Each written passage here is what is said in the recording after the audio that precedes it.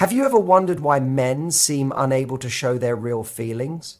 What if I told you that a man deeply in love with you has already told you, just in a way most women never notice?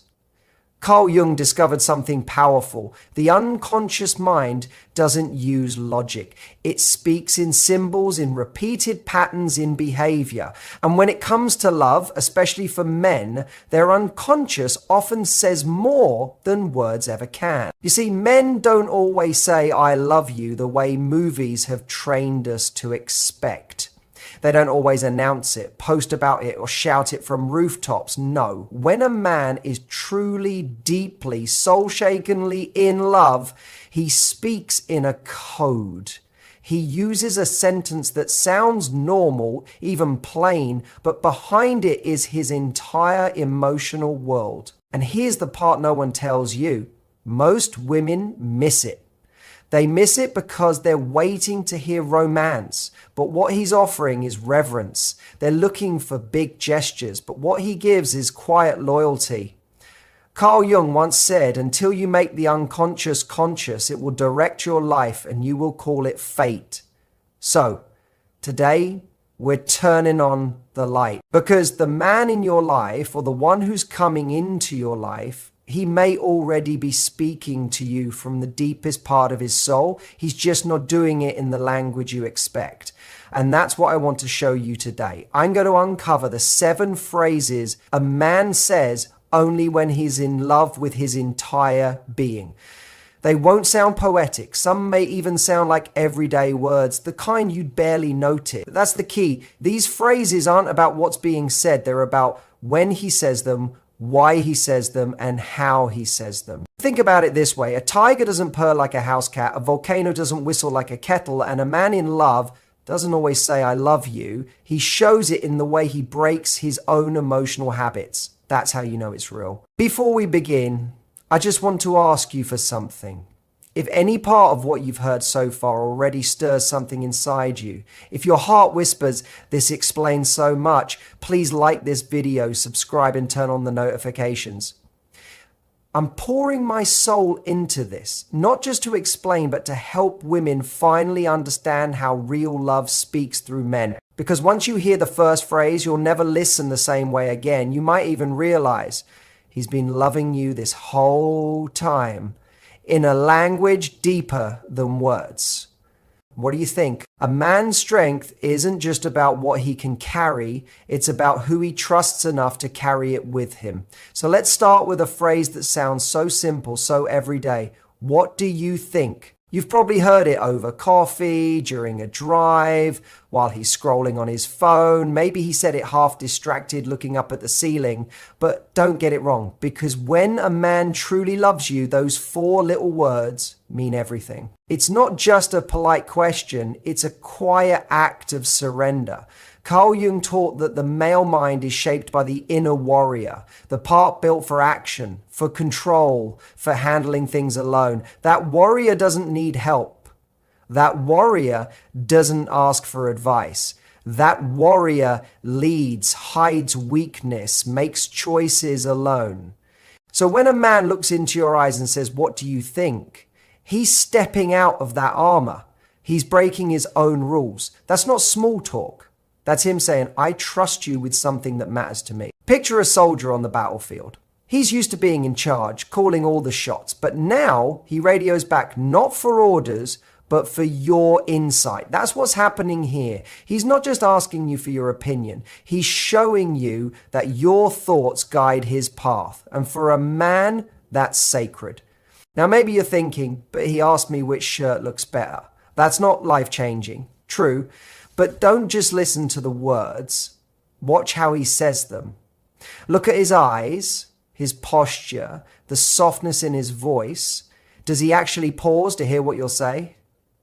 Then it's not about shirts. It's about inviting you into his world. Because when a man lets you help him choose, when he brings you into his decisions, he's not giving up power. He's sharing his life. He sees you not as a background character, but as a partner, a woman whose mind holds weight. And that means something deep. I'll tell you about Mara. She was calm, thoughtful in her 50s and had been with her partner for more than a decade. One day, during a conversation about retirement, he looked at her and asked, "What do you think I should do?" She said later, that moment meant more to her than the ring he gave her, more than any romantic note, because in that one question, she felt his heart. She knew he couldn't picture the future without her voice in it. So next time a man asks you that question, take a pause, feel what he's really saying.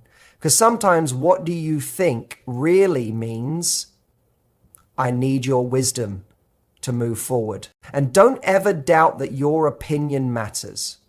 Your insight is influence. Your voice is a compass in his storm.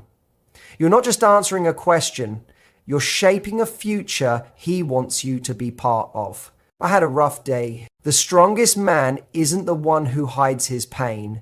It's the one who knows where it's safe to put it down. Let's talk about a sentence that sounds small but carries heavy meaning.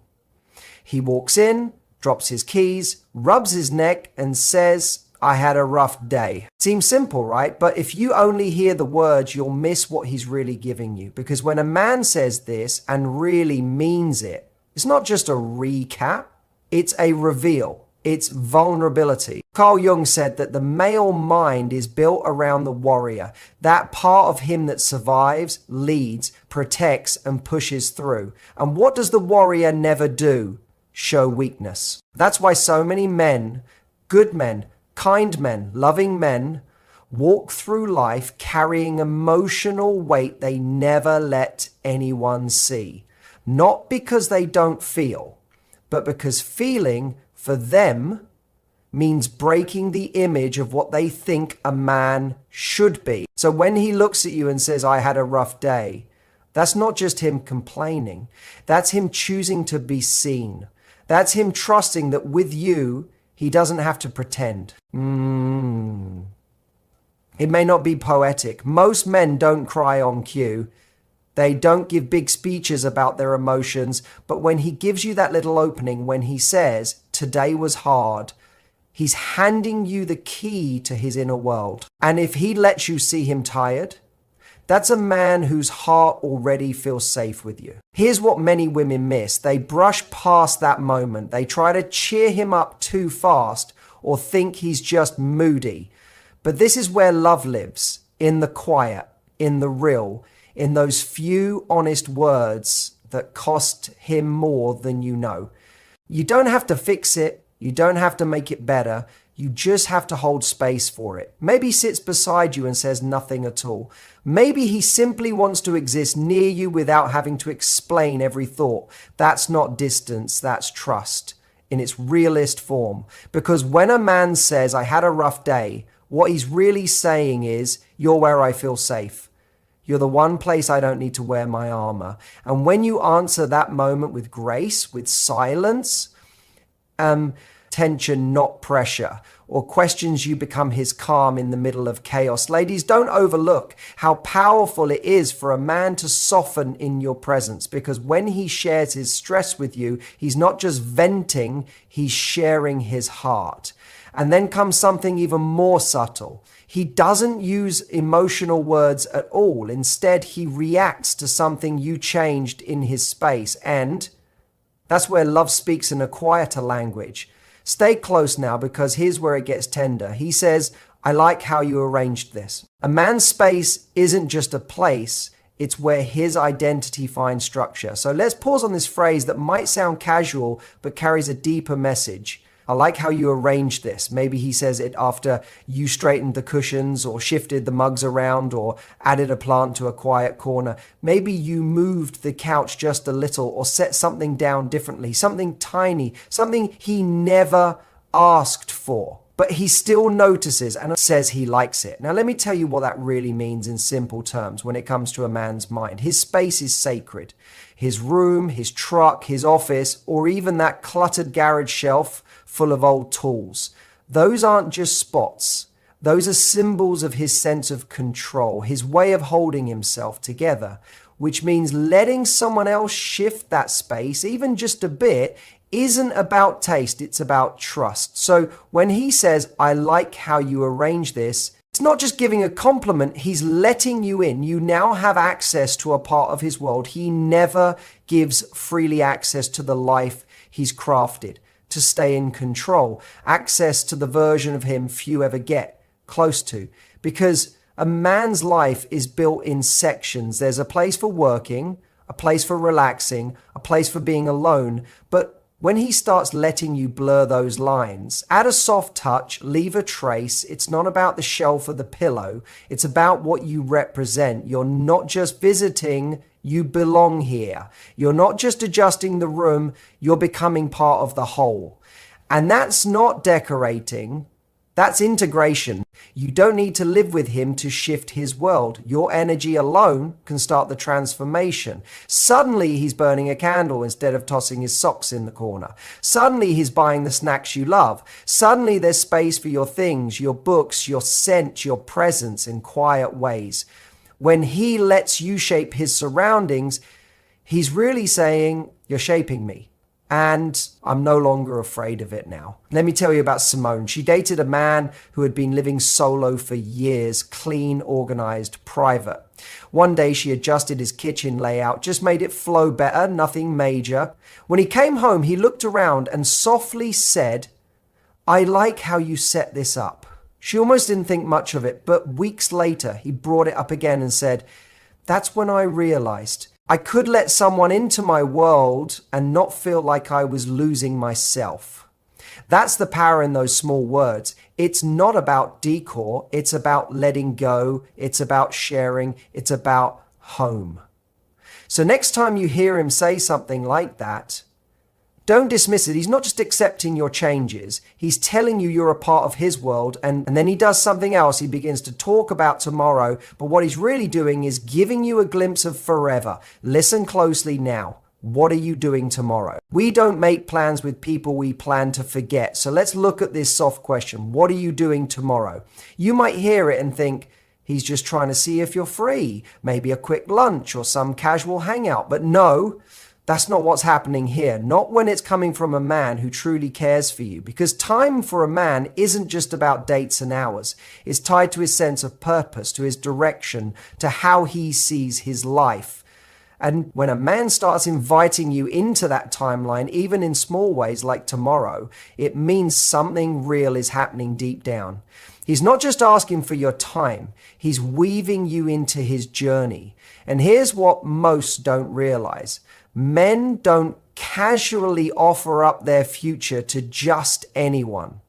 If he's making room for you in it, it's because his heart has already started moving in your direction. When a man starts picturing you in his tomorrow, he's already quietly choosing you for something more permanent, because the way men are built, they're always moving towards something, the next task, the next goal, the next challenge. But when he stops for a second, turns toward you and asks about your next day, he's not just filling his schedule, he's trying out what life would feel like with you in it. Every little time he says, what are you doing this weekend? Or want to come with me next month? He's not just talking about plans, he's stitching you into his momentum, into the path he's building forward. That's not just logistics, that's emotional investment. Now let me share this from Tara. She used to get irritated when her boyfriend always asked what she was doing tomorrow, even when they had no solid plans. She thought maybe he was being too controlling or overly involved, until one day he looked at her and said, I just like knowing where you are. It makes me feel close to you. And in that moment, she got it. It wasn't about control. It was about closeness. So the next time he asks that question, even if it feels small, don't brush it off. He's not just curious. He's seeing if you still fit into his picture of the world. And when he starts talking about the future, he's not just scheduling, he's planting emotional roots. And then something rare happens. He stops pretending he has it all figured out. And when that happens, it's not weakness. It's actually the biggest opening of his heart. The phrase is quiet but powerful. I don't know what to do. And that right there might shake you. because it doesn't sound strong, it doesn't sound sure, and yet it's one of the bravest sentences a man can say. So let's slow down with this one. I don't know what to do. It's not just uncertainty. It's the sound of a man taking off his armor and showing you the scared part, the unsure part, the human part. Because for many women, it sounds like failure, like indecision, like giving up. But for a man,